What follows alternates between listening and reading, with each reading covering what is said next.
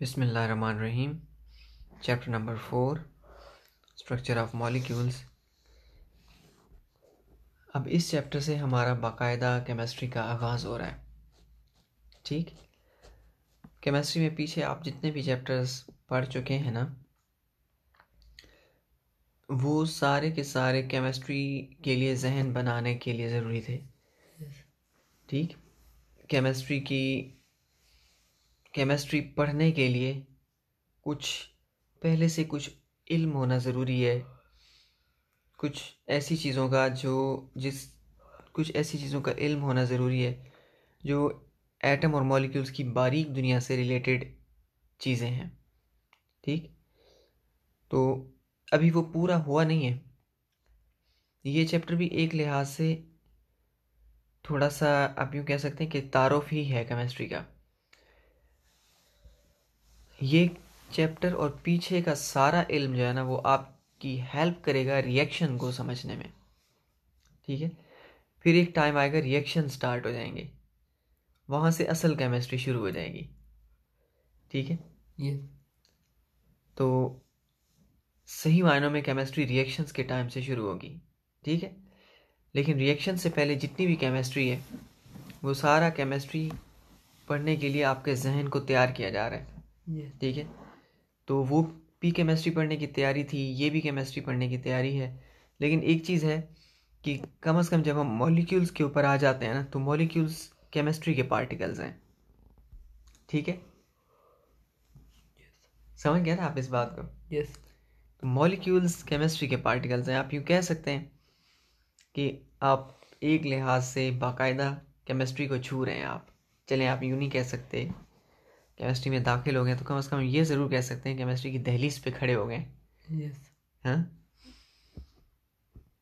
एक दरवाज़ा होता है, उसकी दहलीज भी होती है। ठीक है, तो उसकी दहलीज पे खड़े हो गए। ये इल्म कीमिया की दहलीज है।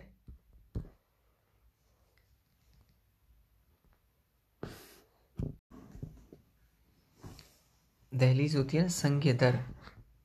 हाँ, संगे दर सुना है ना आपने? एक दर होता है ना, दरवाज़ा, उसके आगे जो पत्थर लगा होता है उसको दहलीज कहते हैं।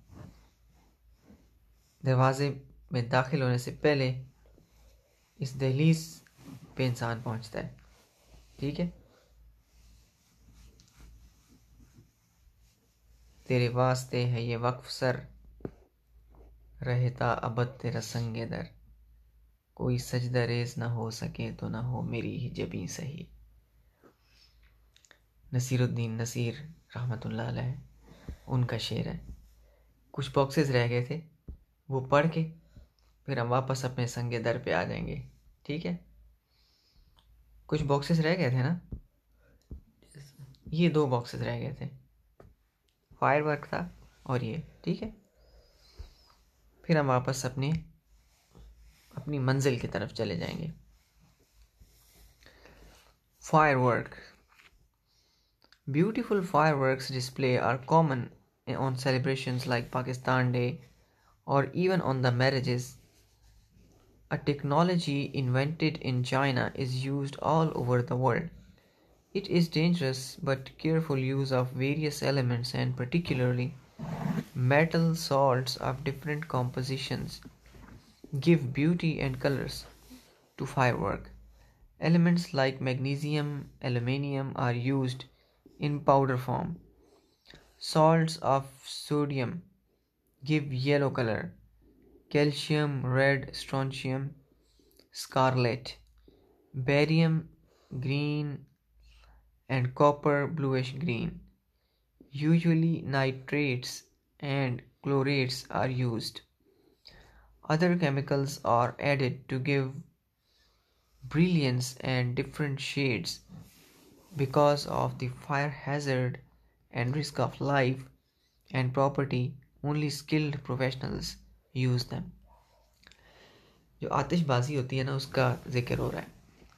आतिशबाजी में मुख्तलिफ रंगों की रोशनियाँ और आग पैदा की जाती है। ये इस्तेमाल होते हैं इसमें मुख्तलिफ एलिमेंट्स के एटम्स। और उनके कंपाउंड फॉर्म में यूज़ होते हैं ज़्यादातर नाइट्रेट्स की शक्ल में, और मुख्तलिफ कंपाउंड मुख्तलिफ रोशनी पैदा करते हैं। अब इसमें कुछ का जिक्र किया गया है कि एलुमिनियम, मैग्नीशियम, एलुमिनियम वगैरह इनको पाउडर फॉर्म में यूज़ करते हैं, और सोडियम वगैरह ये रोशनी पैदा करते हैं लाल कलर की, कैल्शियम वगैरह, ठीक। और स्कारलेट भी लाल होता है, सुर्ख होता है, इसकी कोई किस्म है। बैरियम ग्रीन कलर की देता है, और सोडियम येलो देता है, और कैल्शियम रेड, अच्छा ये हो गया। और कॉपर ब्लू, या कॉपर देता है ब्लू कलर की, और nitrate and chlorates are used. Barium green दे रहा था। असल में एक ब्रांच भी है, उसमें मोमबत्ती का शोला होता है ना, यस, ये फायरवर्क से ज़्यादा आसान एग्जांपल इसकी ये है कि अगर मोमबत्ती जल रही है, ठीक है, मोमबत्ती जल रही है, एक टेस्ट करने का भी तरीका है असल में। आयन टेस्टिंग का एक तरीका ये भी है कि आप एक सॉल्ट लें और उस सॉल्ट के साथ कोई थोड़ा फ्यूल मिक्स कर लें, जैसे डीजल वगैरह होता है, ठीक है। आप उसको किसी चीज़ पे रखें, उस सॉल्ट को, उसमें थोड़ा सा फ्यूल मिक्स करके आप उसको किसी पतरी वगैरह पे या टुकड़े पे रखें, और फिर आप उसको मोमबत्ती के शोले के अंदर ले जाएं, ठीक है, उस सॉल्ट को, ठीक है। आप देखेंगे कि मोमबत्ती के शोले का कलर बदल जाएगा ऊपर से, यस, ठीक है। आप इनके कलर से पहचान सकते हैं कि अंदर इस सॉल्ट में कौन सा आयन है। ये आयन डिटेक्शन का एक मेथड भी है, ठीक है। यस, आप बिजली के तार होते हैं ना, उनको आप जलाएं तो उसमें भी हरे रंग की और मुख्तलिफ रंगों की रोशनी निकलती है, और यस, मुख्तलिफ रंगों की आग निकलती है, ठीक। वो आयंस की वजह से होता है, उसके अंदर प्रेजेंट होने वाले एटम्स और आयंस की वजह से आग का कलर डिसाइड होता है। क्योंकि आपको पता है कि हर एटम का असल में ये जो रंग है ना, ये रंग क्या, आपको अगर इस बात का इल्म होना चाहिए, क्योंकि आफ्टर बोहर ये बात समझना आसान हो जाता है। बोहर थ्योरी अगर आपने समझी है, और बोहर थ्योरी अभी आप पढ़ भी चुके हैं, इसलिए अगर मैं आपको ये बात बताऊं तो अब आपको समझ में आ जाएगी। अगर ये बोहर ना पता होता आपको, तो जो ये बात मैं अभी बताने जा रहा हूँ आपको, ये समझ में ना आती है आपको। हर इंसान का एक फिंगरप्रिंट होता है ना, जो आप देखते हो शनाख्ती कार्ड में भी होता है। नादरा वाले हर इंसान का अंगूठा लगवाते हैं, ठीक। वो हर इंसान का सिग्नेचर है। किसी भी दो बंदों का फिंगरप्रिंट दुनिया में, अरबों इंसान है, मैच नहीं करेगा। यस, हर इंसान का डिफरेंट है, ठीक है, और वो उसकी पहचान है, शनाख्त है। इसी तरह बोहर थ्योरी ये साबित करती है कि हर एलिमेंट के जो एटम हैं, जितने भी हैं 118, सबका अपना अपना स्पेक्ट्रम है। ये जो लाइन स्पेक्ट्रम था ना, ये कोई से भी दो एटम्स हैं उनका आपस में मैच नहीं करेगा, ठीक है। जब हम उनको गर्म करेंगे तो उनसे जो कलर की लाइट निकलती है, और जितनी जितनी निकलती है, वो हर एक की अलग अलग है, ठीक है।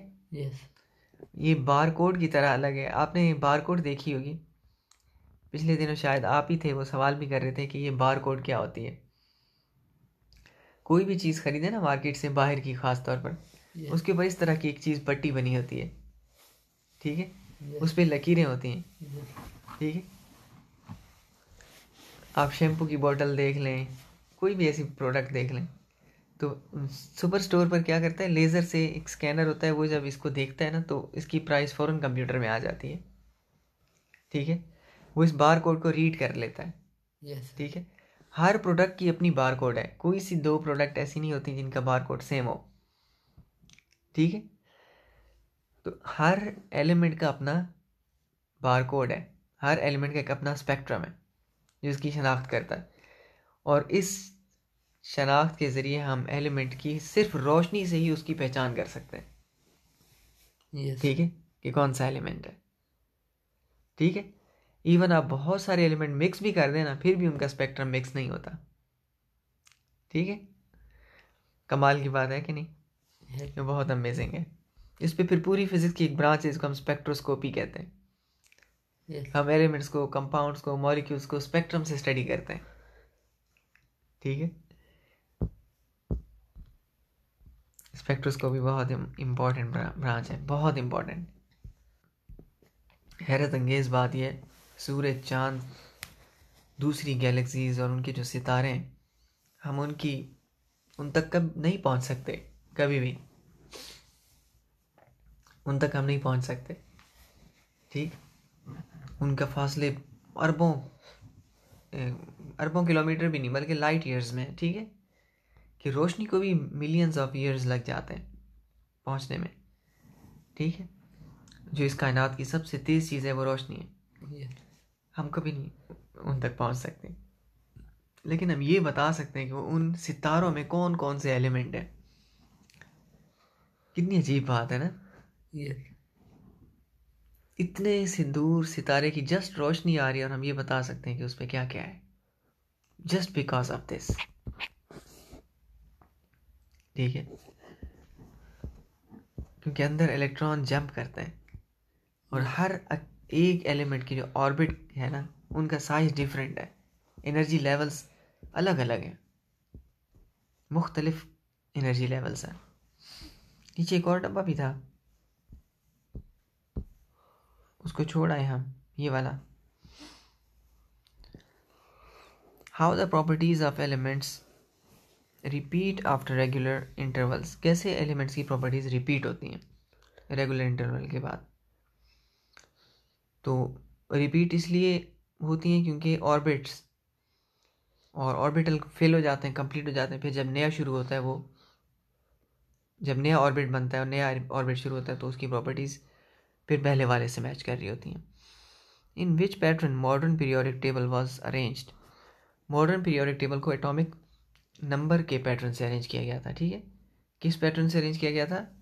एटॉमिक नंबर से। How many elements are in the first period and what are their names, पहले पीरियड में कौन से एलिमेंट्स हैं? पहले पीरियड में हाइड्रोजन और उस तरफ है हीलियम, yes, ठीक।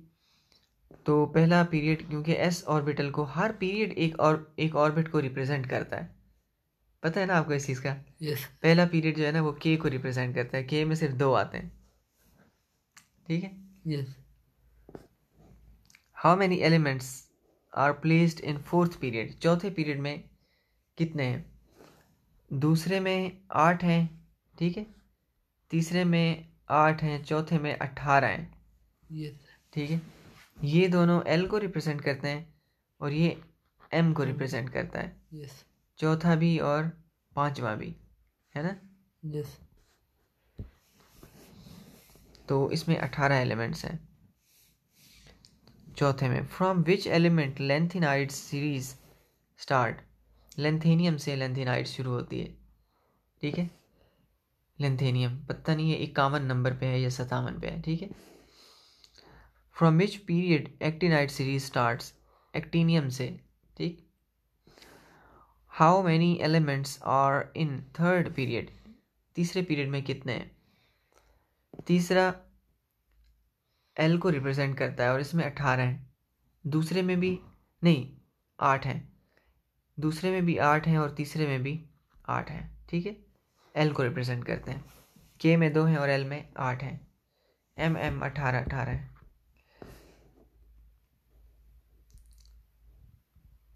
Right their names and the symbols, उनके नेम भी लिखें और सिंबल भी लिखें। जो तीसरा पीरियड है, तीसरा होगा हाइड्रोजन, लिथियम और सोडियम वाला पीरियड है ये, ठीक है। ये पीरियड बहुत इंपॉर्टेंट है, ये वाला।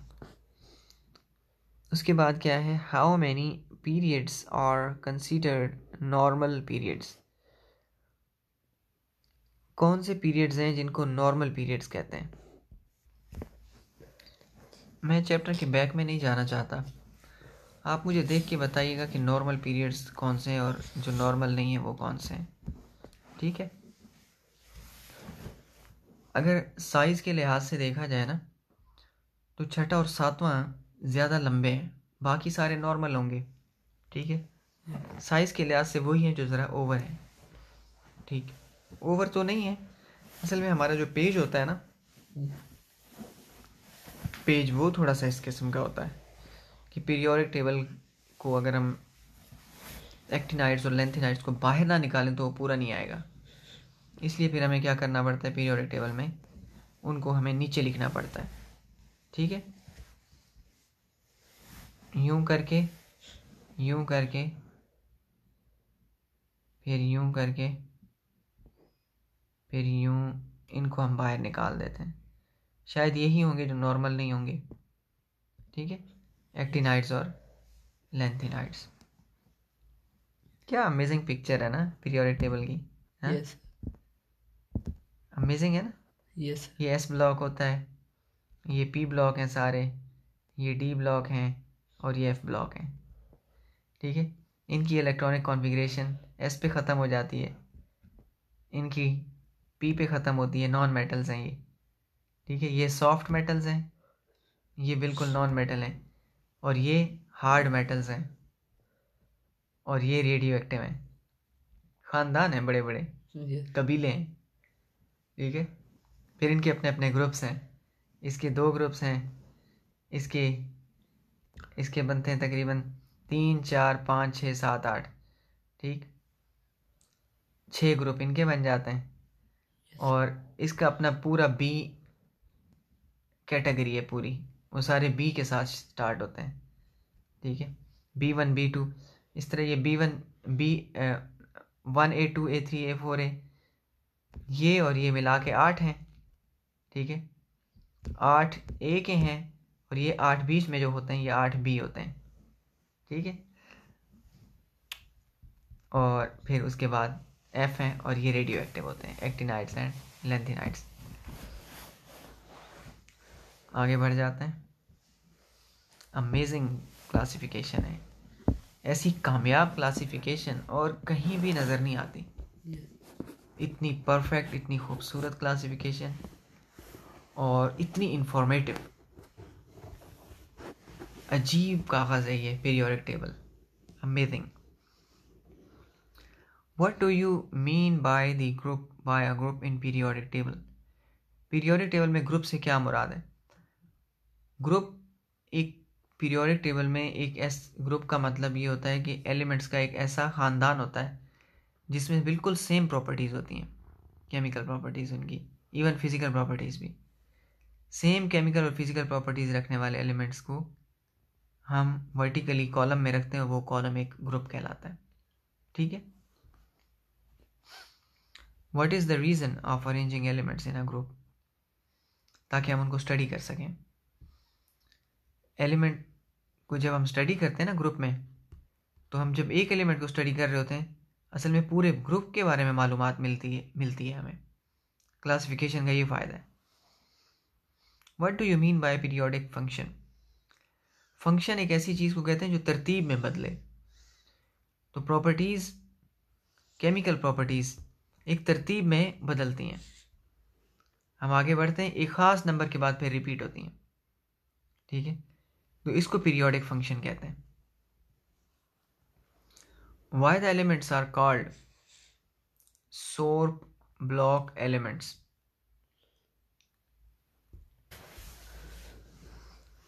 ये असल में लफ्ज़ सॉर्प से मुराद एस और पी है। यस ये ऐसे होता तो ज़्यादा बेहतर होता, S or P. Periodic table में, पीरियोडिक टेबल को हम 2 नज़र से देखते हैं। एक हम एस और पी को देखते हैं जो हमारा पीरियोडिक टेबल के ग्रुप्स ए बनते हैं, यस मतलब ये वाला पीरियोडिक टेबल, ये एस ब्लॉक हो गया। फिर हम इस पूरी बी कैटेगरी को छोड़ देते हैं, ये इसको हम नहीं देख रहे, फिर हम दोबारा इस पे आ जाते हैं, ठीक है।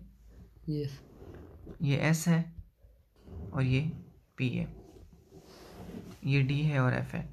डी और एफ को छोड़ के एस और पी को, जिसमें सारे ग्रुप्स ए से रिप्रेजेंट होते हैं, 1A 2A 3A, ठीक है। तो एस या पी को देखना, एस और पी को, ये सॉर्प ब्लॉक कहलाता है। ओके, आगे, write down the names of elements of group 1A with their symbols. 1A के एलिमेंट्स के नाम, हाइड्रोजन, लिथियम, सोडियम, पोटाशियम, और उसके बाद है hydrogen, lithium, sodium, potassium, calcium, ये है ग्रुप 1A के। Hydrogen, lithium, sodium, potassium, rubidium, caesium and francium. How many numbers are in group 17? Is there any liquid? What is its name? Group 17 यहाँ पे बनता है, इनको हम हैलोजेंस कहते हैं। ठीक, दो लिक्विड्स हैं पूरे पीरियोडिक टेबल में। एक तो अजीब व गरीब लिक्विड डी ब्लॉक में पाया जाता है, जिसको हम मर्क्यूरी कहते हैं। ठीक है, पूरे पीरियोडिक टेबल में सिर्फ दो एलिमेंट हैं जो लिक्विड फॉर्म में पाए जाते हैं, बाकी या तो सॉलिड है या गैस है। ठीक है, एक मर्क्यूरी है, मर्क्यूरी Hg, मर्क्यूरी पारा, इसका एटॉमिक मास होता है 80। ठीक है, और दूसरा लिक्विड है इधर ग्रुप 17 में, उसको कहते हैं आयोडीन। ठीक है, ब्रोमीन है या आयोडीन, इन दोनों में से एक लिक्विड है। और हैलोजेंस में एक पाया जाता है ब्रोमीन। ठीक, ब्रोमीन और मर्क्यूरी, इनके अलावा कोई लिक्विड नहीं है। आयोडीन भी सॉलिड है। yes, ठीक है, तो बाकी या तो सॉलिड है या गैस है। ठीक, फ्लोरीन, क्लोरीन और तीसरे नंबर पे है ब्रोमीन। ठीक, ये ब्रोमीन जो है ना, ये लिक्विड है और मर्क्यूरी लिक्विड है, बाकी कोई भी लिक्विड नहीं है।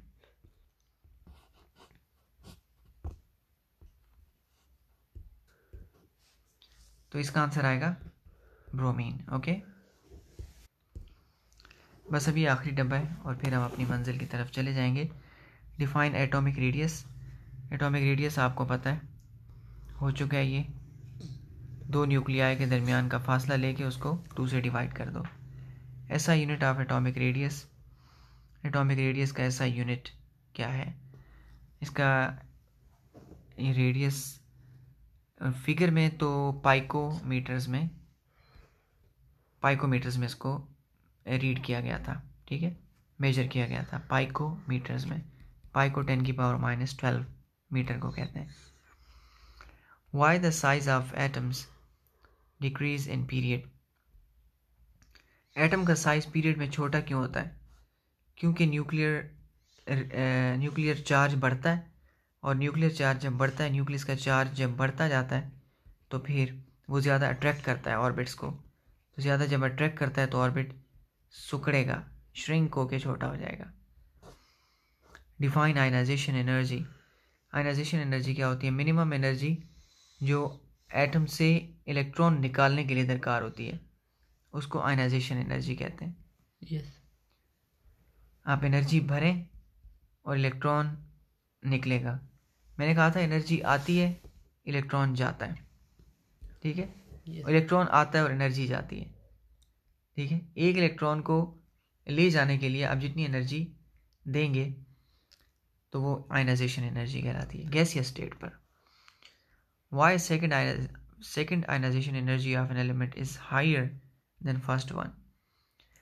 पहला इलेक्ट्रॉन निकालना आसान होता है क्योंकि उसकी पोटेंशियल एनर्जी, जो पहला इलेक्ट्रॉन होता है ना, उसकी पोटेंशियल एनर्जी सबसे कम होती है। जितने भी एटम प्रेजेंट होंगे उन सब के मुकाबले में जो पहला होगा उसकी पोटेंशियल एनर्जी, ठीक,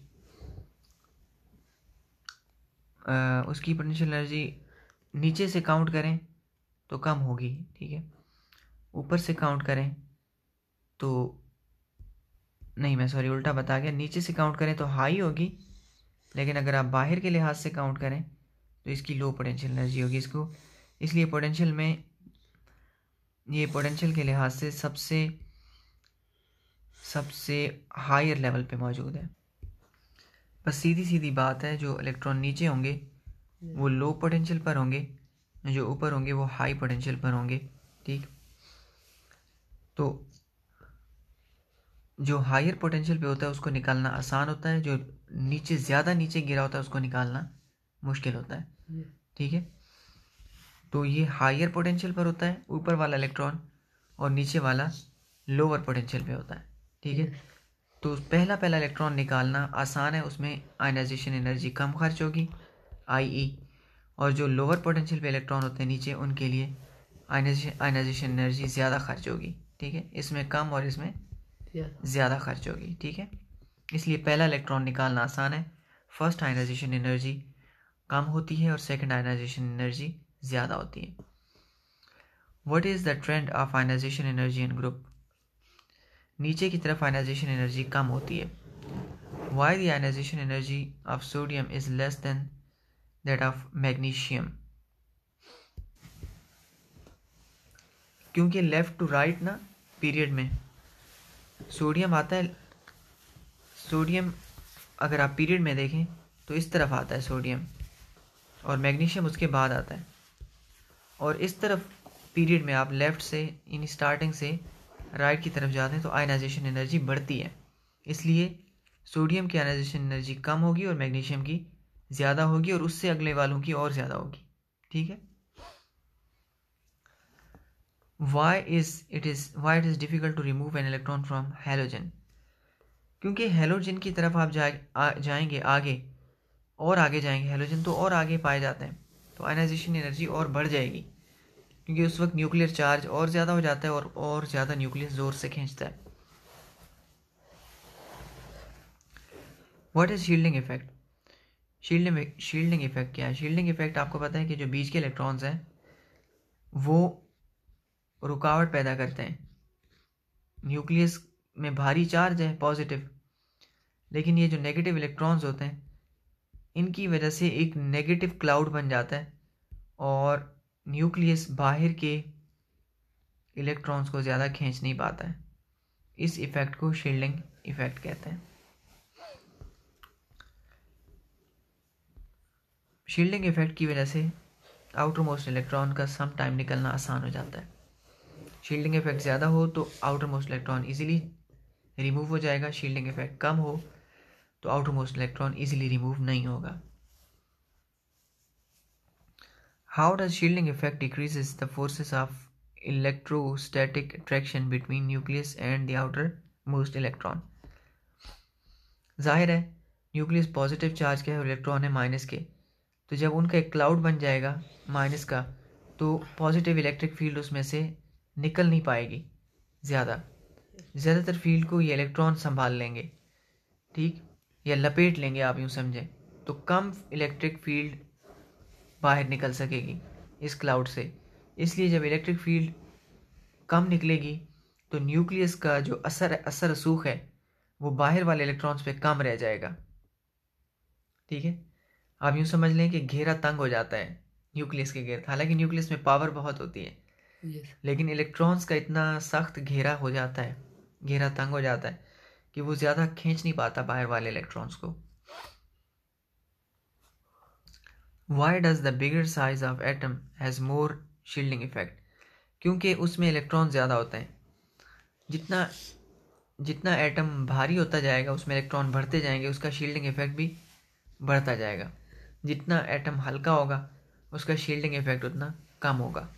यस, क्योंकि शील्डिंग इफेक्ट तब होता है जब इलेक्ट्रॉन न्यूक्लियस के घेर ज़्यादा तादाद में हो।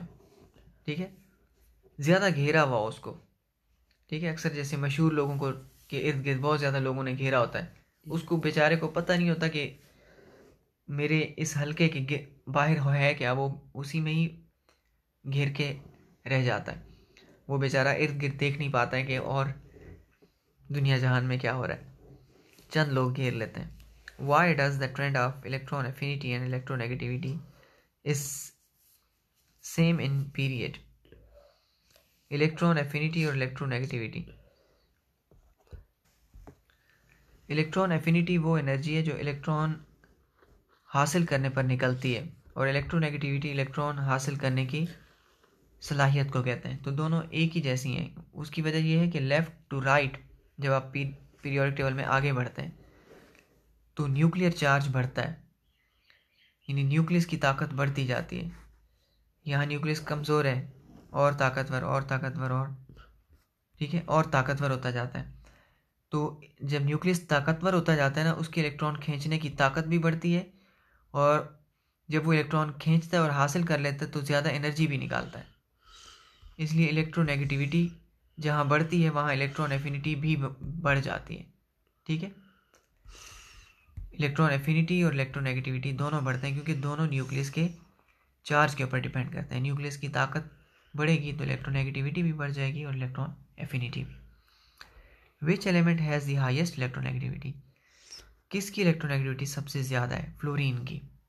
ठीक है, हेलोजन्स की सबसे ज़्यादा है, और हेलोजन में सबसे टॉप पर फ्लोरीन है। फ्लोरीन की सबसे ज़्यादा है, और दूसरे नंबर पे फिर क्लोरीन है। इनसे ज़्यादा बदमाश कोई नहीं है। अब हम आते हैं अपनी असल दहलीज पर, अपने चैप्टर पर, that is structure of molecules. इंशाल्लाह हमें इस चैप्टर में मिलेगा क्या क्या मिलेगा, क्या क्या इनामात मिलेंगे आपको। आपको एक इनाम ये मिलेगा कि वाई डू एटम्स रिएक्ट। पहला इनाम ये है कि एटम्स रिएक्ट क्यों करते हैं, आपको पता चलेगा। इनाम है ना ये। केमिकल बॉन्ड्स, कैसे जुड़ते हैं एटम, कैसे बॉन्ड बनाते हैं। टाइप्स ऑफ बॉन्ड्स, उनकी किस्में। इंटरमॉलिक्यूलर फोर्सेस, मॉलिक्यूल्स के दरमियान कौन सी फोर्सेस होती हैं। Nature of bonding and properties, bonding की फितरत कैसी होती है और उसकी बॉन्डिंग की खूबियाँ क्या हैं। अमेजिंग है, केमिस्ट्री की दहलीज पे हैं। ठीक है, एटम्स बॉन्ड क्यों बनाते हैं, पहले उसमें नहीं है, पहले जो पैराग्राफ है ना उसमें ये बात नहीं है। ठीक है, एटम कंबाइन होते हैं। Why do atoms form chemical bond, यहाँ से असल कहानी यहाँ से है। ठीक है, yes. चलिए जी एक्सप्लोर करते हैं। बिस्मिल्लाहिर्रहमानिर्रहीम। It is a universal rule that everything in the world tends to become more stable.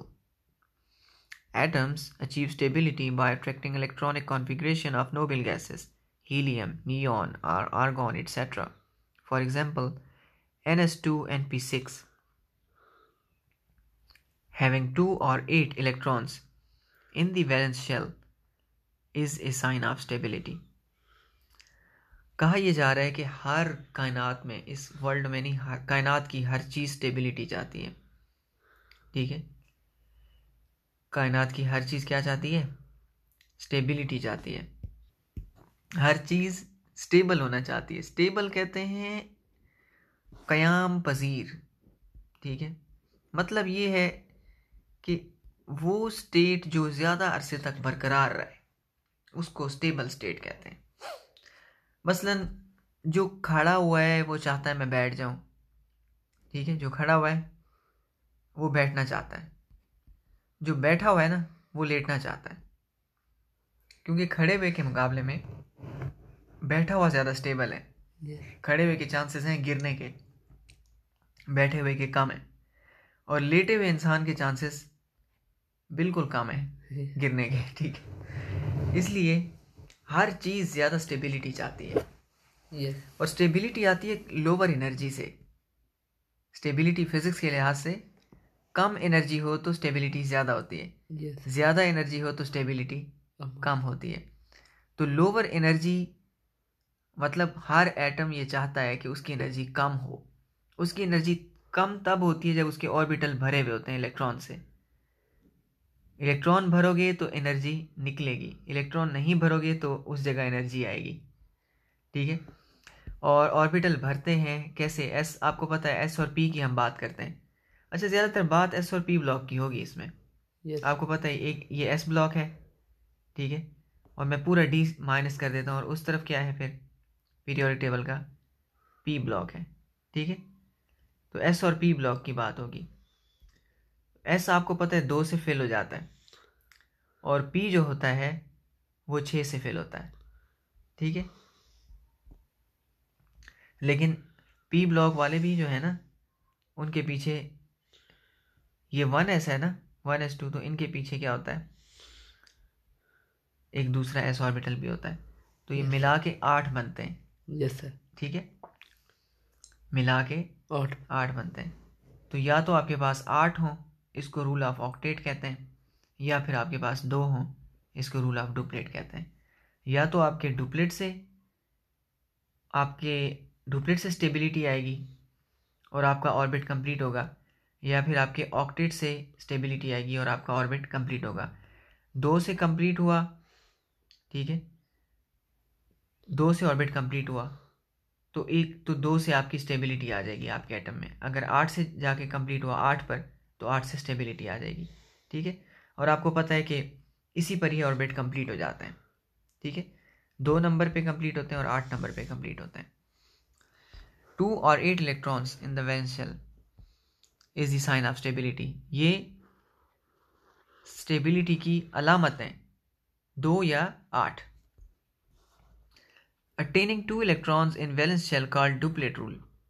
2 को हासिल करना डुप्लेट कहलाता है। जाहिर है अगर s ऑर्बिटल बाहर है, सबसे बाहर अगर s ऑर्बिटल हुआ तो वो डुप्लेट से कंप्लीट होगा, ठीक है। और ऐसा कहाँ होगा, s ब्लॉक में होगा, ठीक है। s ब्लॉक में बाहर s ऑर्बिटल आ रहा होता है, तो ये इसलिए 2 से कंप्लीट होते हैं। While attaining 8 electrons in the valence shell is called octet rule, ठीक।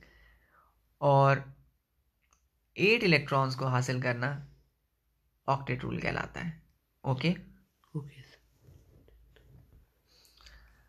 The noble gases do have 2 or 8 electrons in their valence shell. It means all the noble gases have their valence shells completely filled.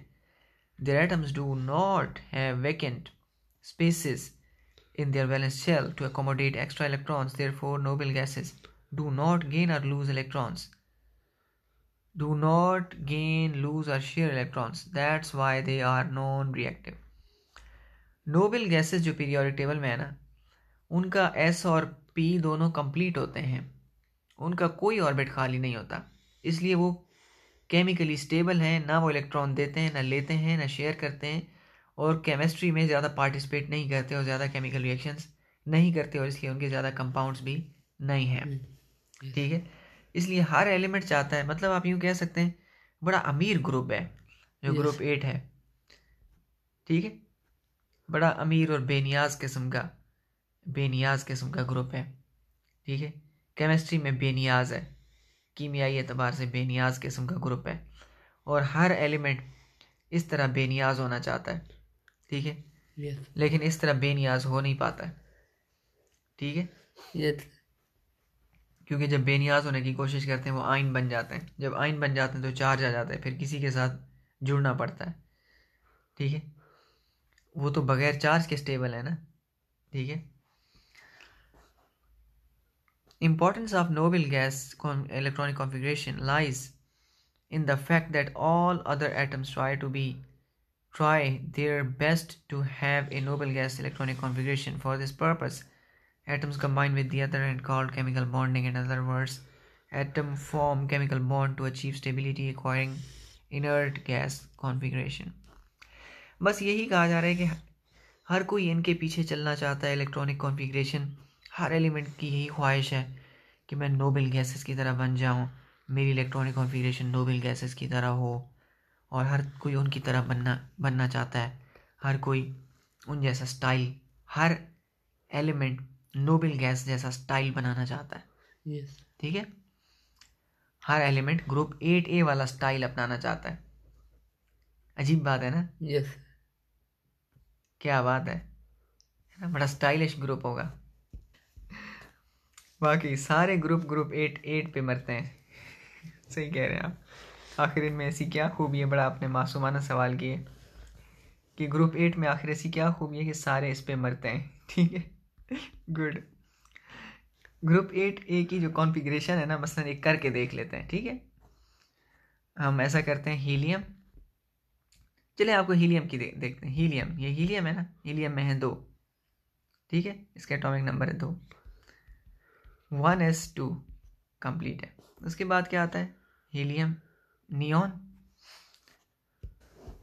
देखें ये है chlorine 17, yes और उसके आगे, chlorine के आगे है आर्गॉन 18, ठीक है। अब मैं आपको कंपेयर करके दिखाता हूँ, ठीक है। 1s2, 2s2, 2p6, 3s2, 3p6, 2 और 2 4 आपको, ठीक है। ये क्लोरीन की है, ठीक है। क्लोरीन का आपको पता है 1s2, 2s2 और 2p6, यहाँ तक 10 हो जाते हैं, ठीक है। यस और 5 और 2 7, आप देख सकते हैं 2s2 कंप्लीट है, और p क्या है, इसमें एक कम है। और आर्गॉन का देखें, 1s2, 2s2, 2p6, 3s2, 3p6, full भरा हुआ, यस कोई जगह खाली नहीं है, कोई खाना खाली नहीं है, परफेक्ट लाइफ है इसकी।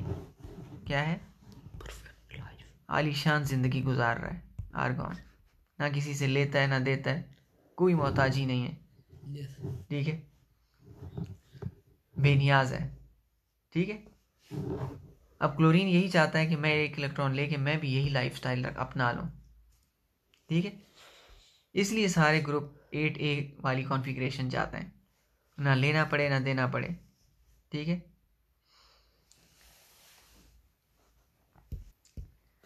ना। शायद एलिमेंट्स भी मोहताज नहीं होना चाहते किसी के, हाँ?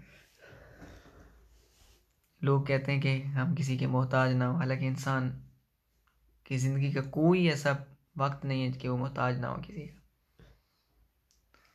लिविंग थिंग्स तो डिपेंड करते हैं, हमने बायोलॉजी में पढ़ा है ना। लिविंग थिंग्स डिपेंड करते हैं, हम पौधों पे डिपेंड करते हैं कि नहीं करते, पौधों के मोहताज है ना हम। An atom can accommodate 8 electron. अच्छा, इससे होगा क्या, ये नीचे की बातें ज़्यादा इंपॉर्टेंट हैं, ठीक है। अब आपको ये तो समझ में आ गया होगा कि एलिमेंट केमिकल रिएक्शंस क्यों करते हैं और वो क्या चाहते हैं, एलिमेंट्स क्या चाहते हैं, आपने देख लिया। By giving valence shell electron if they are less than 3, क्या तरीक़ाकार है जिससे वो इलेक्ट्रॉनिक कॉन्फ़िगरेशन उनकी हासिल कर सकते हैं, ठीक है। नोबेल गैसेस वाली क्या करेगा, वो क्या करे, एलिमेंट क्या करे, आखिर आखिर क्या करे, ठीक है, हमें ये बताया गया आखिर क्या करे। नंबर 1 वो ये करे, एलिमेंट को चाहिए कि वो क्या करे, वो ये करे, by giving valence shell electron if they are less than 3 to other atoms. अगर उसके बाहर के ऑर्बिट में 3 या उससे कम इलेक्ट्रॉन हैं तो वो दूसरों को दे दे। क्यों, 5 तो नहीं मिलेंगे ना उसको कि 8 बनाएगा, इससे बेहतर है 3 दे दे, उसका नीचे वाला शेल तो कंप्लीट है, ठीक है। इसलिए अब सोडियम को देख लें आप, ठीक है। सोडियम को अगर आप देखें तो 1s2, 2s2, 11 इलेक्ट्रॉन है ना, 2p6, 6 और 2 8 और 2 10, और 1s2, 2s2, 2p6, 3s2 की जगह यहाँ 1 है, ये सोडियम है, ठीक है। अब उसका बाहर के ऑर्बिट में सिर्फ एक इलेक्ट्रॉन है, नीचे उसका ये वाला कंप्लीट है 8, ठीक है। के में 2 है, एल में 8 पूरे, और के एल और एम में 1 है, होने चाहिए 8। अब आप बताएं, पूरा पी खाली है, ठीक है। 3p6 आएगा ना, 3p6 की जगह है 0। अब इसको कहाँ से मिलेंगे इतने, ठीक है, एक इधर भी चाहिए उसको, और 6 इधर चाहिए और 1 इधर चाहिए कहाँ से मिलेगा। बेहतर यही है कि अपना ये एम ख़त्म करे और ये 1 इलेक्ट्रॉन किसी को दे और जान छुड़ाए अपनी, पीछे तो उसका कंप्लीट है ना, एल तो 8 है ना, ये इसलिए जान छुड़ाए अपनी, ठीक है। बिल्कुल, ये किसी को दे दे और अपनी जान छुड़ा ले, ठीक है। अब आपको बात समझ में आई कि बेहतर क्या है, अगर 3 से कम इलेक्ट्रॉन हैं आपके पास, 1 हैं 2 हैं, वो आप किसी को दें और जान छुड़ाएं। by gaining electron from others if the valence shell has 5 or more electrons in it। हाँ, अगर 5 हैं या इससे ज़्यादा हैं फिर लो। ऑक्सीजन को देख लो आप, ऑक्सीजन के हैं 8, 1s2, 2s2, 2p4 होगा, ये ऑक्सीजन है। ठीक है, L में K में 2 और L में 6 हैं। ठीक है, 6 हैं, 2 मिलेंगे इसका कंप्लीट हो जाएगा। ठीक है, यस L में 6 हैं, इसके K में 2 हैं, 2 हासिल करेगा ये मुमकिन है। ठीक है, इसके लिए बेहतर ये है कि 2 हासिल करे, इसके लिए ज़्यादा आसान है। ठीक है, तो 2 हासिल कर ले, that's better. By sharing valence electrons with other atoms. तीसरा हल ये है, अगर लेना देना नहीं है, ख़ास तौर पर कार्बन वगैरह ऐसा करते हैं, मसलन 4 इलेक्ट्रॉन है, अब ले या दे, सवाल ये पैदा होता है। ठीक है, अब कार्बन ना ले, अब उसके पास है टोटल 4, दोनों तरफ से उसका गुजारा होता है, देने में भी होता है और लेने में भी होता है। ठीक है, ये आ जाता है ज़रा बीच में 50-50। ठीक है, फिर अक्सर क्या करता है, शेयरिंग पे गुजारा करता है, इसीलिए इसके कंपाउंड इतने ज़्यादा हैं। चुना हुआ है ये, यस बिल्कुल चुना हुआ। तो शेयरिंग से भी बात बनती है, 4 इलेक्ट्रॉन है, ठीक है, बोलेगा किसी और को, जैसे हाइड्रोजन है, ठीक है, उसके साथ शेयर कर लेगा।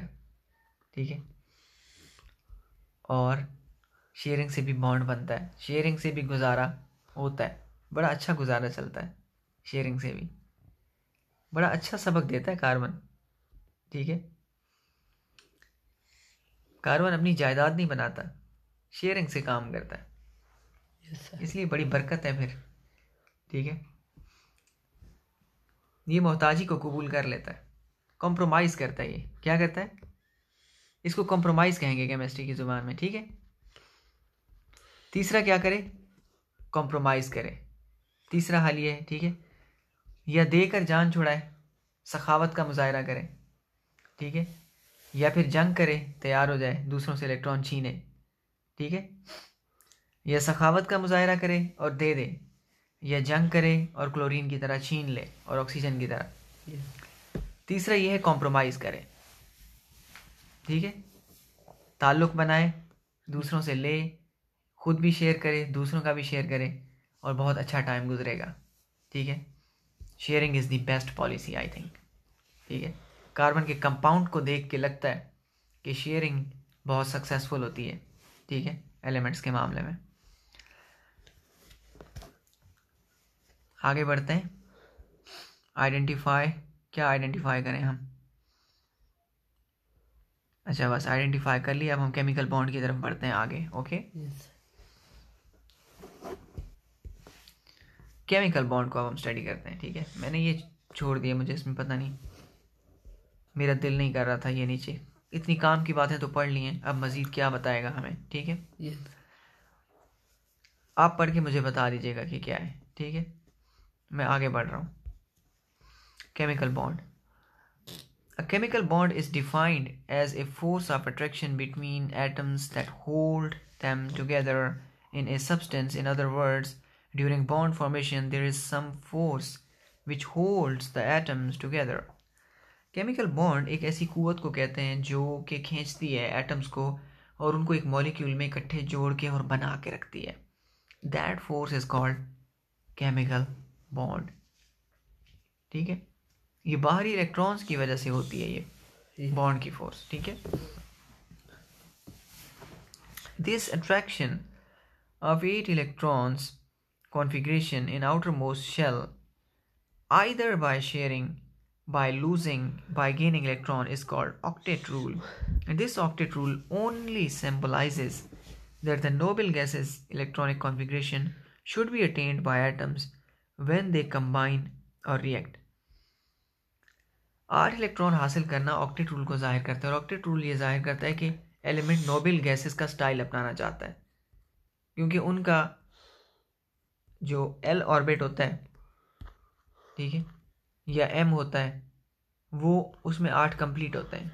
ठीक है, For elements like hydrogen or helium, which have only S subshell, this becomes duplet rule and it plays a significant role in understanding of formation of chemical bond between atoms. और अगर s orbital वो बाहर पाया जाता हो सिर्फ, तो फिर उस वक्त डुप्लेट रूल अप्लाई होता है। मतलब s ऑर्बिटल को कंप्लीट होने के लिए सिर्फ 2 चाहिए, तो उस टाइम एलिमेंट सिर्फ 2 इलेक्ट्रॉन रखने की कोशिश करता है। If the bond formation between ions is due to the electrostatic force of attraction between them, but if the bond formation is between similar atoms, अगर एक जैसे एटम हो तो वो शेयरिंग करते हैं। जैसे एक ही ताकत के एटम है, ठीक है, एक ही ताकत के एटम। मतलब आप देखें, कार्बन को देख लें आप, इसके पास देखें 4 है और 4 चाहिए, मतलब 50% है। देखें 50% है और 50% नहीं है। आप हाइड्रोजन को देखें, ठीक है, हाइड्रोजन को देखें आप, इसके पास क्या है, 1 है और 1 नहीं है ना। yes, इसका मतलब इसका भी क्या है, 50% है और 50% नहीं है। दोनों की मजबूरी एक ही जितनी है, दोनों की ज़रूरत एक ही जितनी है, इसलिए इनके बीच में शेयरिंग का हक बनता है। ठीक है, ठीक है।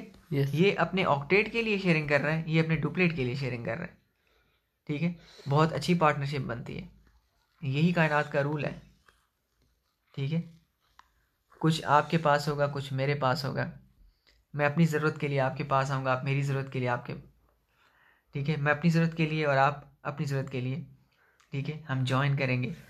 और यूनिवर्स यही चाहती है, क्रिएटर यही चाहता है कि चीज़ें जॉइन करें एक दूसरे को, ताकि एक छोटे सिस्टम से एक बड़ा सिस्टम क्रिएट हो। ठीक है, क्रिएटर ने चीज़ों को बेनियाज नहीं बनाया एक दूसरे से। ठीक है, इसलिए कोई बेनियाज नहीं हो सकता है, बेनियाज सिर्फ क्रिएटर ही है बस। ठीक है, yes, जो ज़्यादा बेनियाज होने की कोशिश करता है वो फिर बिल्कुल ही बेनियाज हो जाता है, फिर उसके पास नियाज ही नहीं होती देने के लिए। बेपरवाह को भी कहते हैं। ठीक है, मन अटके या बेपरवाह दे नाल। ख़त्म हो सकता है सर आज।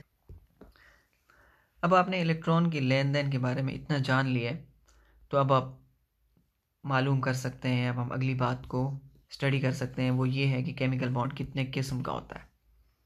ठीक है, yes, आपने डुप्लेट भी पढ़ लिया, आपने ऑक्टेट भी पढ़ लिया है, और आपने तीसरी कंडीशन शेयरिंग भी पढ़ ली है। yes, ठीक है, तो असल में बस यही तीनों बातें इम्पॉर्टेंट थी। ठीक है, ये 3 कंडीशंस जानना ज़रूरी था जो आपने जान ली। वो 3 कंडीशंस ये थी। ठीक है, पूरी आप देखें, पूरी केमिस्ट्री और आपका ख़ास तौर पे ये चैप्टर इन 3 बातों पे घूमेगा। yes, ठीक है, इलेक्ट्रॉन के इन तीन ऑप्शंस पर, इलेक्ट्रॉन इन तीनों ऑप्शंस को यूज़ करेगा। ठीक है, कहीं पे आपको ये रूल नज़र आएगा, कहीं ये नज़र आएगा, कहीं ये नज़र आएगा, और इसी हिसाब से आपको बॉन्ड बनता नज़र आएगा। ठीक है, और इस लिहाज से फिर बॉन्ड की अक़साम भी आपको समझ में आ जाएंगी। तो मैंने कुछ लाइंस छोड़ दी हैं। ठीक है, आप इसको पढ़ लीजिएगा, क्योंकि हमें इस चैप्टर के आगे इख्तिताम की तरफ जाना है। ठीक है, हम थोड़ा सा तेज़ी से आगे बढ़ेंगे। ठीक है, आप कोई लाइन नहीं छोड़िएगा, बट मुझे परमिशन दें कि मैं कुछ लाइनें छोड़ दूं, क्योंकि मैं आपको कुछ बातें सीधे सीधे बता सकता हूं, तो फिर मैं उनको ज़्यादा रीड नहीं करना चाहता। ओके, yes, अब हम आगे बढ़ते हैं। टाइप्स ऑफ केमिकल बॉन्ड की किस्में। The valence electrons which are involved in chemical bonding are termed as bonding electrons. They usually reside in the incomplete or partially filled outermost shell of an atom.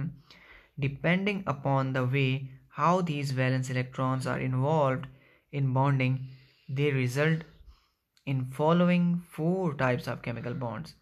ये जो आखिरी electrons होते हैं ना, इनको bonding electrons कहते हैं, क्योंकि ये वो इलेक्ट्रॉन्स हैं जो केमिस्ट्री में शिरकत करते हैं। अंदर के एटम के इलेक्ट्रॉन्स, उनका केमिस्ट्री में कोई शिरकत नहीं होती बराह रास्त। ठीक है, वो लेन देन का हिस्सा नहीं बनते।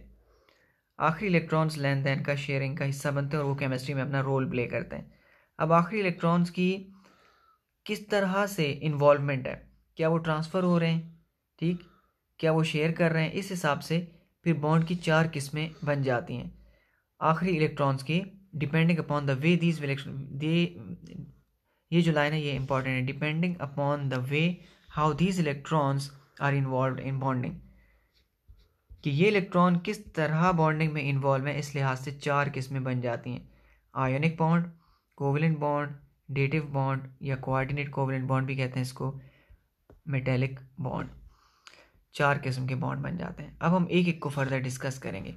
Ionic bond, the elements of, अब आप ज़रा ध्यान से सुनिएगा, ठीक है, ये 4 किस्म के जो बॉन्ड है ना, ठीक है, ये आपके दिमाग में बैठ जाए, ठीक, 4 किस्म के बॉन्ड, या फिर मैं आपको इनका एक ओवरव्यू पहले से ही दे दूं, ठीक है, इन चारों के बारे में। इसमें भी मैं पढ़ के बताने के बजाय मैं सोचता हूँ कि आपको एक एक के बारे में खुद ही सीधे सीधे बता दूं, क्योंकि कॉन्सेप्ट बहुत इजी है और सिंपल है, ठीक है, बहुत इजी है इन चारों को समझना, ठीक है। एक बॉक्स के ज़रिए आपको बताने की कोशिश करते हैं, ठीक है। एक 4 डब्बों वाला खाना बना लेते हैं, ठीक है, इस किस्म का, और इसमें हम इन चारों किस्मों को स्टडी करने की कोशिश करते हैं। आप भी दिमाग में इस पिक्चर को माइंड में रखिएगा, ठीक है, और चारों बॉन्ड आपको इंशाल्लाह माइंड में रह जाएंगे आपके, ठीक है। छोटा सा एक टेबल बना लेते हैं हम, periodic table of chemical bonds, ठीक है। पहला है आयनिक बॉन्ड। किसी एटम के लिए सबसे अच्छा यही है कि उसको कोई वैसे इलेक्ट्रॉन दे दे, चक्कर तो सारा इलेक्ट्रॉन का है ना, ठीक है। तो अगर मसलन हम मिसाल ले लेते हैं सोडियम और क्लोरीन की, सोडियम देना चाहता है और क्लोरीन लेना चाहता है, ठीक है। तो अगर सोडियम और क्लोरीन एक दूसरे के पास आएंगे, सोडियम के पास सिर्फ एक इलेक्ट्रॉन है, उसको अपने आखिरी ऑर्बिट्स कंप्लीट करने के लिए अपना K, L और M, इधर इसके 2 हैं, इधर 8 हैं, इधर 1 है, अब इसको 7 तो नहीं मिलेंगे ना। सोडियम के लिए बेहतर क्या है, वो अपना 1 इलेक्ट्रॉन दे और जान छुड़ाए, बाकी उसके नीचे तो 8 कंप्लीट है ना, ठीक है। क्लोरीन के लिए, क्लोरीन का जो M है ना, क्लोरीन का भी KLM है, KL और M, क्लोरीन के यहाँ 2 हैं, यहाँ 8 हैं और यहाँ 7 हैं, इसको सिर्फ 1 चाहिए, तो क्या सोडियम का हक नहीं बनता कि इसको 1 दे दे, बनता है ना। इसलिए सोडियम क्या करता है, मुकम्मल इलेक्ट्रॉन ट्रांसफ़र कर देता है, ठीक है, मुकम्मल तौर पे इलेक्ट्रॉन ट्रांसफ़र कर देते हैं। जब सोडियम अपना 1 इलेक्ट्रॉन ट्रांसफ़र करता है तो सोडियम बन जाता है पॉजिटिव आयन, ठीक है, और क्लोरीन 1 इलेक्ट्रॉन लेता है, ये बन जाता है नेगेटिव आयन। पॉजिटिव नेगेटिव को अट्रैक्ट करता है, दोनों जुड़ जाते हैं और सोडियम क्लोराइड का मॉलिक्यूल बन जाता है। इस किस्म का जो बॉन्ड होता है इसको आयनिक बॉन्ड कहते हैं, जिसमें इलेक्ट्रॉन मुकम्मल तौर पे ट्रांसफ़र हो जाता है, ठीक। दूसरी कंडीशन ये होती है कि जो एटम्स होते हैं ना, अच्छा, इनमें इलेक्ट्रोनेगेटिविटी का फ़र्क भी बहुत इंपॉर्टेंट है। सोडियम और क्लोरीन के बीच इलेक्ट्रोनेगेटिविटी का जो फ़र्क है ना, वो 1.7 से ग्रेटर है, ठीक है, मतलब कि ये इलेक्ट्रॉन देना चाहता है, ये लेना चाहता है, और इसका जो फ़र्क है वो 1.7 से ज़्यादा है।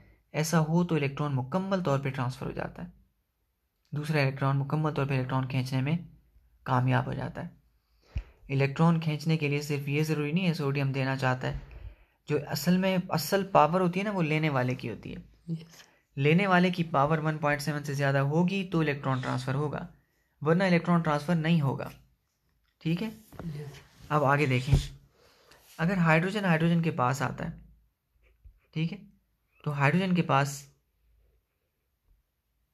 एक ही इलेक्ट्रॉन है, दूसरे हाइड्रोजन के पास भी एक ही इलेक्ट्रॉन है, ठीक है, तो दोनों एक दूसरे को दे नहीं सकते, क्या करते हैं, अपना 1 इलेक्ट्रॉन, क्योंकि उसके पास भी एक है और उसके पास भी एक है, ठीक है, क्या करते हैं, अपना 1 इलेक्ट्रॉन शेयर कर लेते हैं, ठीक है।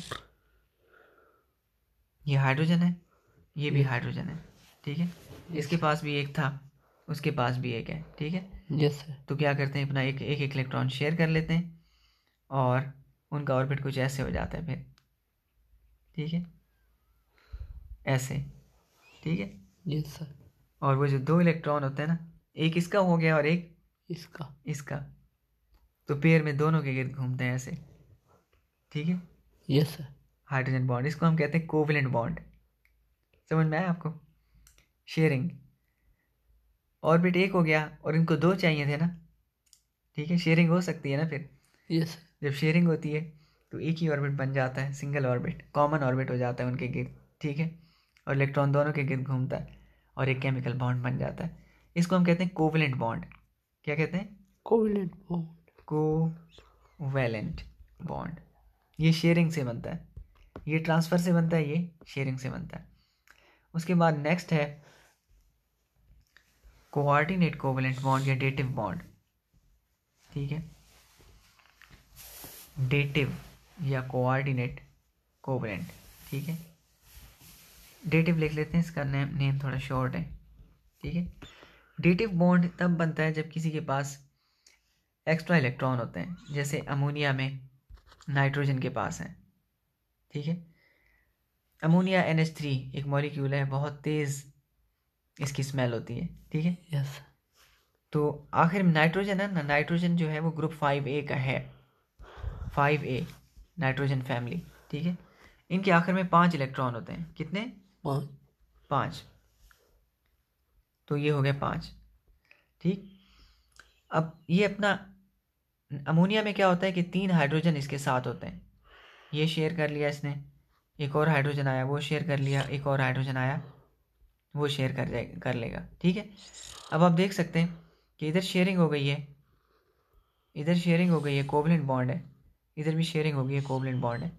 नाइट्रोजन का काम पूरा हो गया, नाइट्रोजन को 8 चाहिए थे, इसको 8 मिल गए, यस। ठीक है। 3 अपने, 5 अपने और 3 शेयरिंग के, तो 8 पूरे हो गए ना इसके, ठीक है। अब इसके पास ये 2 एक्स्ट्रा हैं, यस। ठीक है। अब ये एक्स्ट्रा अगर कोई बहुत मजबूर हो तो ये उसको दे सकता है, यस। ठीक है। जैसे अगर एक ऐसा एटम आ जाए जैसे हाइड्रोजन का पॉजिटिव आयन आ जाए जिसके पास एक ही इलेक्ट्रॉन था, वो भी उसने किसी को दे दिया, अब बताएं खाली प्रोटॉन रह गया, ठीक है, इसको 2 चाहिए, तो ऐसा मजबूर एटम अगर आ जाए तो ये क्या करता है, अपने दोनों इलेक्ट्रॉन इसको ट्रांसफ़र कर देता है, ठीक है, और दोनों इलेक्ट्रॉन इसके गिर्द घूमने लगते हैं, तो ऐसा बॉन्ड और इनके बीच बॉन्ड बन जाता है और ये बन जाता है अमोनियम आयन। क्या बन जाता है? NH4। फिर इसकी शक्ल कुछ ऐसे हो जाती है, फिर ये भी इधर आ जाएगा, ठीक है, ऐसे, ठीक है, और ये हो जाएगा NH4 और इस पर ओवरऑल प्लस चार्ज आ जाता है, इसको हम कहते हैं अमोनियम आयन। पहले अमोनिया था फिर अमोनियम हो जाता है, ओके। ये वाला बॉन्ड डेटिव बॉन्ड कहलाता है या कोऑर्डिनेट कोवलेंट बॉन्ड कहलाता है, ठीक है, ठीक है। NH4 प्लस याद रहेगा, यस। अमोनियम आयन, ये डेटिव बॉन्ड है। चौथा है metallic bond. Metallic bond metals में पाया जाता है, लोहा वगैरह, बहुत मजबूत बॉन्ड होता है और बहुत वर्सेटाइल किस्म का बॉन्ड है, ठीक है। मेटल के जो एटम्स होते हैं ना, वो बड़े बड़े एटम्स होते हैं और उनके जो आखिरी ऑर्बिट होते हैं वो काफ़ी ज़्यादा न्यूक्लियस से दूर होते हैं, ठीक है। न्यूक्लियस काफ़ी मोटा भारी पावरफुल न्यूक्लियस होता है इनका, लेकिन इनके जो आउटर मोस्ट ऑर्बिट होते हैं वो दूर होने की वजह से न्यूक्लियस, इनके आउटर ऑर्बिट होते हैं ना, ठीक है, उनके इलेक्ट्रॉन क्या होते हैं, निकल जाते हैं समटाइम, ठीक है। जैसे बच्चे माँ बाप की नज़रों से दूर हो तो वो इधर उधर भाग जाते हैं, ठीक है। अब होता यह है कि ऐसे कई एटम्स मौजूद होते हैं, मसलन लोहा है, कोई भी एलिमेंट है, ठीक है, वहाँ क्या होता है कि उनके आउटर मोस्ट ऑर्बिट के इलेक्ट्रॉन्स फ्रीली घूमते रहते हैं, इधर उधर उधर उधर, ठीक है। मेटल के अंदर के जो हालात होते हैं ना, ये होता है कि उनके न्यूक्लियस और ऑर्बिट्स के अलावा फ्री इलेक्ट्रॉन की काफ़ी ज़्यादा तादाद हो जाती है। अब आप अंदाज़ा कर सकते हैं कि क्योंकि एटम बहुत ज़्यादा होंगे तो उनके फ्री इलेक्ट्रॉन्स भी बहुत ज़्यादा होंगे। ठीक है, लाखों खरबों एटम्स हैं और उनके फिर कई खरब फ्री इलेक्ट्रॉन्स होंगे। ठीक है, अब ये फ्री इलेक्ट्रॉन्स क्या होंगे, इधर जाएगा, इसके पास आएगा, इसके पास घूमेगा, यूं घूमा, यूं गया, यूं गया, यूं गया, यूं गया। सभी के साथ ऐसा हो रहा होता है। यस सभी के आखिरी इलेक्ट्रॉन एक एक दो दो फ्री घूम रहे होते हैं। यस ठीक है, एक पूरा पूल बन जाता है, स्विमिंग पूल बन जाता है। ठीक है, फ्री इलेक्ट्रॉन्स का। ठीक है, अब हर एटम चाहता है कि ये फ्री इलेक्ट्रॉन उसके पास हो। यस ठीक है, इसलिए हर एटम हर तरफ से इन फ्री इलेक्ट्रॉन्स को खींचने की कोशिश करते हैं, सारे के सारे, एक नहीं, सब। यस ठीक है, इस मुफ्त के लंगर पे, इलेक्ट्रॉन के लंगर पे टूट पड़ते हैं सारे। ठीक है, और आपने अक्सर देखा होगा जब लोग खाने की तरफ अट्रैक्ट होते हैं तो बहुत कुव्वत के साथ अट्रैक्ट होते हैं। ठीक है, यस इसलिए ये वाले एटम्स भी एक मजबूत बॉन्ड में जुड़ जाते हैं। ठीक है, कहते हैं पांचों उंगलियां बराबर नहीं होती, खाने के टाइम बराबर हो जाती हैं। ठीक है, जब प्लेट में जाती है ना, सारी उनके बीच में एक बॉन्ड बन जाता है, यस वो खुराक की वजह से होता है। ठीक है, तो इन एटमों की लगता है इनकी खुराक इनके इलेक्ट्रॉन्स हैं। ठीक है, और उनकी अच्छी खासी तादाद को देख के ये सारे के सारे उन पर टूट पड़ते हैं, अट्रैक्ट करते हैं, उनको खींचने की कोशिश करते हैं, चाहते हैं कि इनके ऑर्बिट का हिस्सा बन जाए। तो इसके नतीजे में जो बॉन्ड बनता है that is called metallic bond. और ये ऐसा बॉन्ड होता है ना, इसकी कोई एक डायरेक्शन नहीं होती है, हर तरफ से होता है। ठीक है, यहाँ से खुलेगा, ठीक है, इधर जुड़ जाएगा, इधर से खोलोगे अगले के साथ जुड़ जाएगा। ठीक है, यस सर तो इसलिए ये टूटता और बनता रहता है, ना तो मुकम्मल तौर पे टूटता है, ठीक, ना सिर्फ फ़कत एक डायरेक्शन में, ऐसा हो कि एक डायरेक्शन में बनेगा, नहीं, ऐसा नहीं है, हर तरफ से बॉन्ड होता है। ठीक है, इसलिए आप देखते हो कि मेटल्स क्या करती हैं, मेटल को आप मोड़ो तो वो मुड़ जाती हैं, टूटती नहीं है। यस ठीक है, नमक को मोड़ो वो टूट जाएगा, क्योंकि उसका बॉन्ड एक सिमत में है और सिमत में नहीं है। यस ओके, इसलिए मेटेलिक बॉन्ड की अमेजिंग प्रॉपर्टीज़ हैं। ठीक है, तो मेटेलिक बॉन्ड क्या होता है, पूल ऑफ इलेक्ट्रॉन को सब अट्रैक्ट करते हैं। ठीक है, यस इसमें पूल होता है पूरा, पूल ऑफ फ्री इलेक्ट्रॉन्स। ठीक है, तो सब उस पूल ऑफ फ्री इलेक्ट्रॉन को खींचते हैं। ये फ्री इलेक्ट्रॉन याद रखिएगा, दैट्स मोर इम्पॉर्टेंट, लफ्ज़ फ्री इलेक्ट्रॉन। ठीक है, जो फ्री इलेक्ट्रॉन्स की वजह से जो बॉन्ड बनता है वो मेटेलिक बॉन्ड कहलाता है। ठीक है, बल्कि मैं पूल काट देता हूँ, ड्यू टू कर देता हूँ मैं। ठीक है, ताकि आपको याद रहे। ठीक है, bond due to free electrons. ठीक है, yes that is called metallic bond. ठीक है,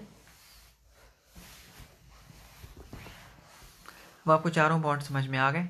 ठीक है, इसमें हम देख लेते हैं कि इसकी डेफिनेशन को करते हैं। ठीक है, this type of chemical bond which is formed due to complete transfer of electron from one atom to the other is called ionic bond.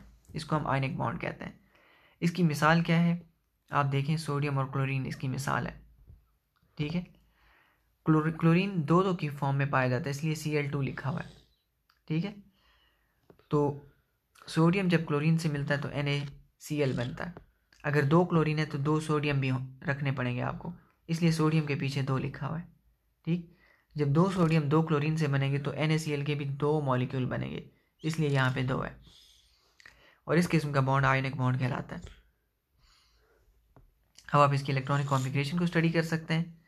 आपने क्लोरीन को देखा है कि इसका एक कम था, ये मैंने आपको पहले ही बता दिया था, और ये आर्गॉन की कॉन्फ़िगरेशन हासिल करना चाहता है। सोडियम के पास एक है, ठीक है, 1s2 2s2 2p6, इसका एक s एक्स्ट्रा है, ये अपने s से एक इलेक्ट्रॉन इसके p में शिफ्ट करेगा, तो ये भी स्टेबल हो जाएगा और ये भी स्टेबल हो जाएगा, दोनों स्टेबल हो जाएंगे। लेकिन ये पॉजिटिव चार्ज बन जाएगा, ये नेगेटिव, फिर एक दूसरे को अट्रैक्ट करेंगे और चिपक जाएंगे। यस ठीक है, ठीक है और सोडियम क्लोराइड बन जाएगा। नेक्स्ट क्या है, हमें इसकी सफाई करनी पड़ेगी सबकी।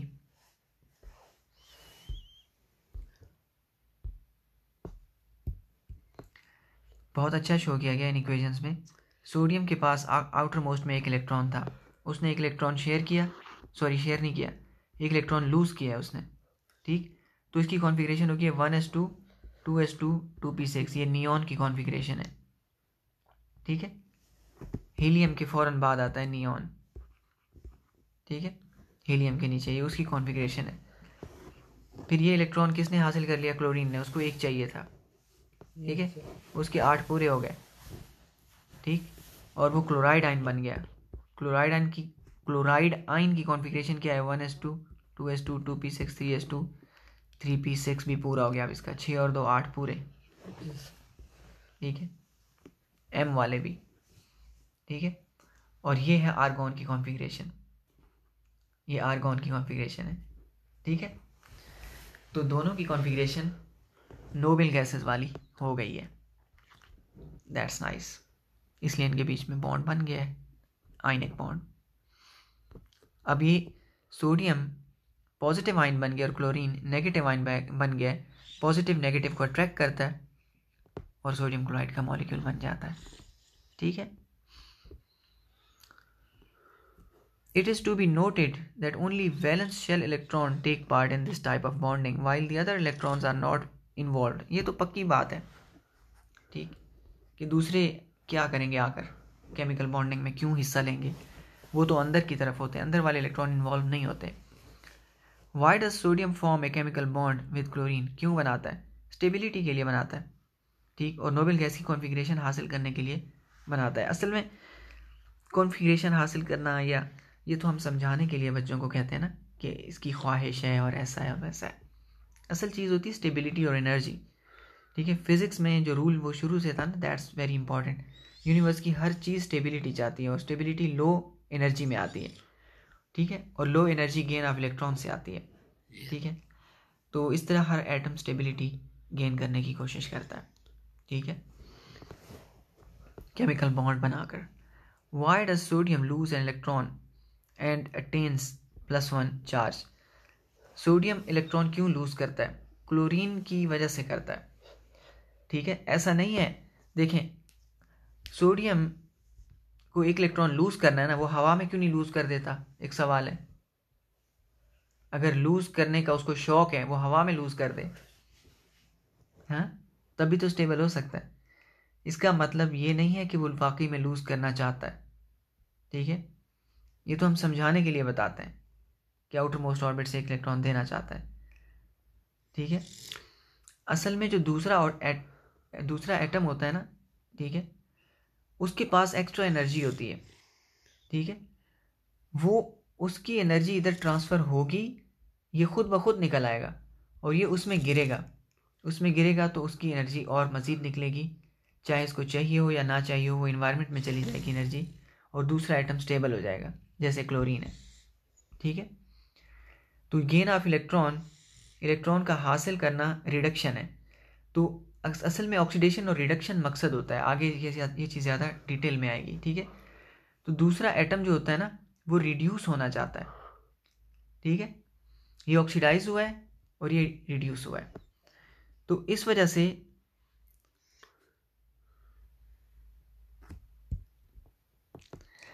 तो सोडियम क्यों इलेक्ट्रॉन लूज करेगा, इसकी वजह क्या है? अगर आप इसकी सही वजह पूछना चाहते हैं तो सही वजह वही कप की मिसाल याद कीजिएगा कि कप के अंदर एक हल्की सी बॉल पड़ी हो, ठीक है, तो अगर आप उसमें एनर्जी डालेंगे तो बॉल तैर के बाहर आ जाएगी, ठीक है। तो इलेक्ट्रॉन लूज करने की वजह क्या है?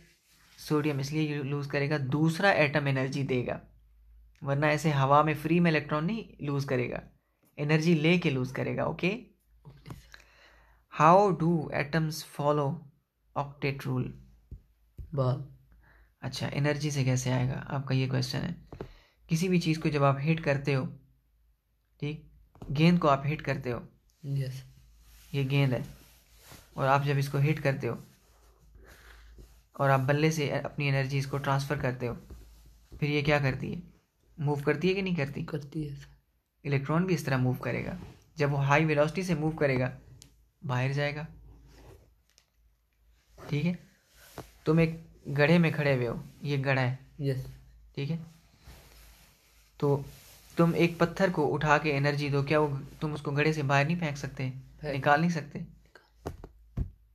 इसलिए एनर्जी चीज़ों को मूव करवा सकती है, और मूवमेंट से चीज़ें निकल सकती हैं बाहर। इसमें कोई अजीब बात नहीं है। ठीक है बेटा, आगे बढ़ते हैं। Which electrons are involve in chemical bonding? इसमें वैलेंस इलेक्ट्रॉन जो बाहर वाले होते हैं सिर्फ वही इन्वॉल्व होते हैं। Why does group 1 element prefer combine with 17? Group 1A का 17 के साथ क्यों रिएक्शन होता है ज़्यादा? ठीक है, हैलोजेंस के साथ अल्कली का। वजह यह है कि अल्कलीज एक इलेक्ट्रॉन देते हैं और हैलोजन एक लेते हैं, इसलिए अल्कलीज और हैलोजेंस की बहुत बनती है, मतलब 1 और 17 वालों की बहुत ज़्यादा बनती है। Why chlorine can accept only 1 electron? Chlorine सिर्फ एक इलेक्ट्रॉन क्यों लेता है? उसकी वजह यह है कि 8 पर ही उसका p ऑर्बिटल कंप्लीट हो जाएगा और उसका ऑक्टेट भी कंप्लीट हो जाएगा। जब 8 कंप्लीट हो जाते हैं तो फिर इलेक्ट्रॉन लेने की कोई ज़रूरत नहीं रहती एलिमेंट को, इसलिए फिर मज़ीद इलेक्ट्रॉन नहीं लेते। Why and how elements are arranged in periods? Why and how, क्यों पीरियड में अरेंज होते हैं और कैसे होते हैं? इसकी वजह उनका ऑर्बिटल है। ठीक है, सॉरी, ऑर्बिट है। मैंने आपसे कहा था कि जब ऑर्बिट कंप्लीट होता है, फिल हो जाता है, तो अब नेक्स्ट जो इलेक्ट्रॉन जाता है ना, वो उसमें नहीं जाएगा। मसलन के मुकम्मल हो गया तो अब एल की बारी है, इसलिए फिर केमिकल्स रिपीट होंगे, पूरी प्रॉपर्टीज रिपीट होंगी और फिर चक्कर भी रिपीट होता है। फिर के बाद एल की बारी और एल के बाद एम की बारी, और इस तरह बारियां बदलते जाते हैं ये।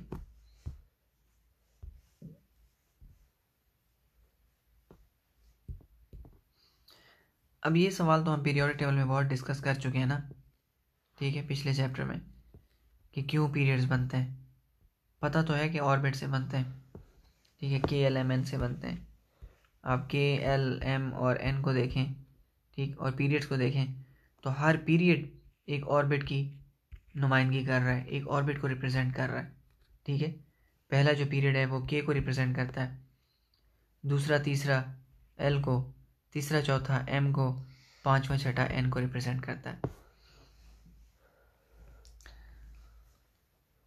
कोवेलेंट बॉन्ड, नेक्स्ट है कोवेलेंट बॉन्ड।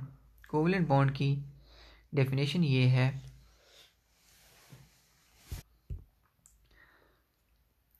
इस पूरे सेगमेंट को पढ़ते हैं तो इसमें आपको समझ में आ जाएगा कोवेलेंट बॉन्ड क्या है। वैसे तो आपको पता चल चुका है चार्ट में कि शेयरिंग से बनता है। The elements of group 13 to 17 when allowed to react with each other, they form a chemical bond by mutual sharing of their electrons, mutual sharing of their valence electrons. This type of bond, which is formed due to mutual sharing of electrons, is called covalent bond.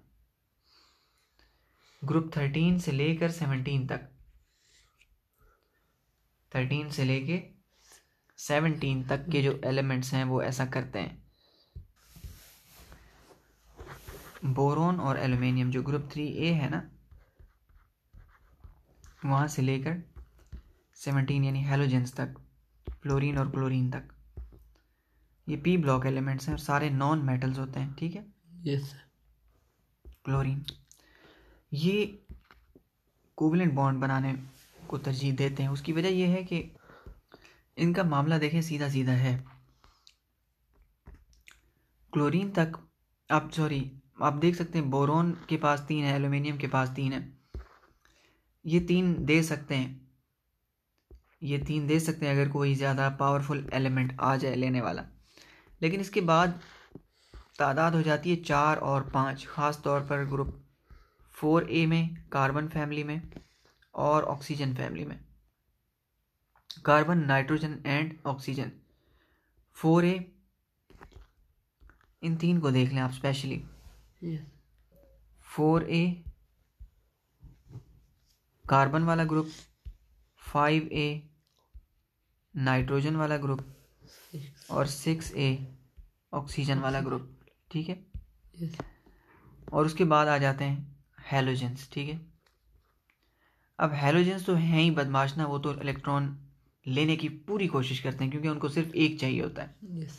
ठीक है, ये आयनिक की कोशिश करते हैं ये आयनिक, जी हाँ, और इनको अक्सर इलेक्ट्रॉन मिल जाते हैं ग्रुप वो पिछले ग्रुप से, ठीक है, ग्रुप 1A, और ये जो इधर अल्कलीज हैं और अल्कलाइन मेटल्स हैं, ठीक है, 1A और 2A से इनको मिल जाते हैं। ओके, अब अगर आप इसको और इस तरह ग्रुप 3 है वो भी किसी हद तक चलें आयनिक बना सकता है, ठीक है, क्योंकि इसके पास 3 इलेक्ट्रॉन होते हैं 3A। लेकिन ख़ास तौर पर मैं चाहता हूँ आप इन पे फोकस करें। इसके पास 4 हैं, इसके पास 5 हैं और इसके पास हैं 6। यस, इधर कोवलेंट बॉन्ड ज़्यादा बनता है, इनको शेयरिंग करनी पड़ती है क्योंकि इनके पास इतने हैं कि ना तो ये दे सकते हैं फुली तौर पर, ना इतनी इलेक्ट्रोनेगेटिविटी होती है कि ना ये ज़ोर से ले सकते हैं, ठीक है, क्योंकि इलेक्ट्रॉन लेने के लिए एटम के पास एनर्जी होनी ज़रूरी है, ठीक है। तो इसलिए ना तो ये ज़्यादा पावरफुल हैं, इतने पावरफुल हैं कि इलेक्ट्रॉन के आयनिक बॉन्ड बना सकें और मुकम्मल इलेक्ट्रॉन ट्रांसफ़र करवा सकें, और इतने वीक भी नहीं है कि बॉन्ड ना बनाएं, बॉन्ड तो इनको बनाना है, ठीक। इसलिए इनके लिए कोवलेंट बॉन्ड यानी तीसरा ऑप्शन, आपको याद है मैंने आपको 3 ऑप्शंस बताए थे कि एटम के पास 3 ऑप्शंस होते हैं, या तो वो दे लूज़ नहीं करेंगे क्योंकि इनके पास अपने ज़्यादा हैं, गेन कर नहीं सकते, तो फिर क्या ऑप्शन बनता है, थर्ड ऑप्शन, वो है कॉम्प्रोमाइज़, और वो है covalent bond. Okay, okay sir. तो अब जब कोवलेंट बॉन्ड बनता है इस किस्म के एटम्स में ज़्यादातर, ठीक है, शेयरिंग से, म्यूचुअल शेयरिंग ऑफ इलेक्ट्रॉन से, तो इनकी काफ़ी ज़्यादा एनर्जी रिलीज़ हो जाती है। एनर्जी रिलीज़ होने से इनको स्टेबिलिटी हासिल हो जाती है, और असल मकसद क्या होता है, एनर्जी कम करना, स्टेबिलिटी हासिल करना। अब हम इसकी एनर्जी को डिस्कस कर लेते हैं। The energy changes during the covalent bond formation are of considerable value when two atoms approach each other, attractive forces develop between electrons of one atom and the nucleus of the other atom. Simultaneously, repulsive forces between electrons of the two atoms as well as between their nuclei are also created.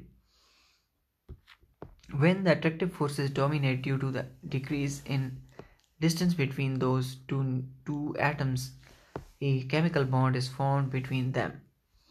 Formation of hydrogen, chlorine, nitrogen, and oxygen gases are few examples of this type of bonding. इसमें बड़ी interesting बात है, जब covalent bond में atoms एक दूसरे के पास आते हैं और अप्रोच करते हैं, जब एक दूसरे को अप्रोच कर रहे होते हैं, मसलन हाइड्रोजन की मिसाल ले लेते हैं, ठीक है, जब करीब आ रहे होते हैं तो उस वक्त ये बॉन्ड बन कैसे रहा होता है, थोड़ी मंजर कशी की गई है।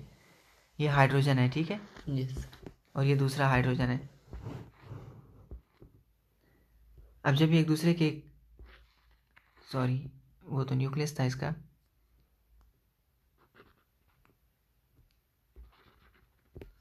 अब ये जैसे एक दूसरे के करीब आने लगेंगे, ठीक, ये इसका न्यूक्लियस इसके इलेक्ट्रॉन को खींचेगा और इसका इसके इलेक्ट्रॉन को खींचेगा, और इलेक्ट्रॉन की वजह से एक अट्रैक्शन पैदा होगी, ठीक है। फिर जैसे ही एक दूसरे से जुड़ेंगे, बहुत ज़ोर से, बहुत पावर के साथ जुड़ते हैं ये, ठीक है, ज़ोरदार पावर के साथ जुड़ जाते हैं, ठीक है। फिर क्या होता है, एकदम एक दूसरे के करीब आते हैं, ठीक है, लेकिन इनके न्यूक्लियस क्या करते हैं, उनमें तो पॉजिटिव चार्ज होता है ना, वो एक दूसरे को रिपेल करने लगते हैं, ठीक है। तो एक हद तक करीब आ पाते हैं, उससे ज़्यादा करीब नहीं आते, लेकिन इतने करीब आ चुके होते हैं कि इनका जो ऑर्बिट होता है ना, वो कॉमन हो चुका होता है, ठीक है। तो एक ही पेयर होता है जो दोनों के गिर्द घूम रहा होता है, यस, लेकिन न्यूक्लियस एक हद तक करीब आके फिर रुक जाते हैं, ठीक है। यस, और इस प्रोसेस के नतीजे में ढेर सारी एनर्जी रिलीज होती है और एटम स्टेबल हो जाता है, ठीक है। कोवलेंट बॉन्ड शेयरिंग से बनता है, सिंपल सी बात है। कोवलेंट बॉन्ड की फिर किस्में हैं, single covalent bond, double covalent bond, triple covalent bond, और फिर डेटिव बॉन्ड और मेटालिक बॉन्ड, फिर हम इनको डिस्कस करेंगे। और फिलहाल हम इसी पर ही लेक्चर को स्टॉप करते हैं, और नेक्स्ट लेक्चर में इंशाल्लाह हम इनकी टाइप्स को डिस्कस करेंगे, ओके।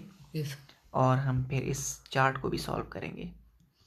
मेटालिक बॉन्ड इसमें बहुत इंटरेस्टिंग है, और फिर हम मॉलिक्यूलर बॉन्ड्स का टॉपिक कंप्लीट हो जाएगा, फिर हम मॉलिक्यूल्स के आपस में फिर क्या, अभी हम मॉलिक्यूल के अंदर हैं फिलहाल, Yes. मॉलिक्यूल को हम अंदर से फिलहाल स्टडी कर रहे हैं, ठीक है। फिर मॉलिक्यूल बन जाएगा, और मॉलिक्यूल टू मॉलिक्यूल क्या होता है, मॉलिक्यूल मॉलिक्यूल से क्यों जुड़ता है, फिर हम उसको डिस्कस करेंगे इंशाल्लाह।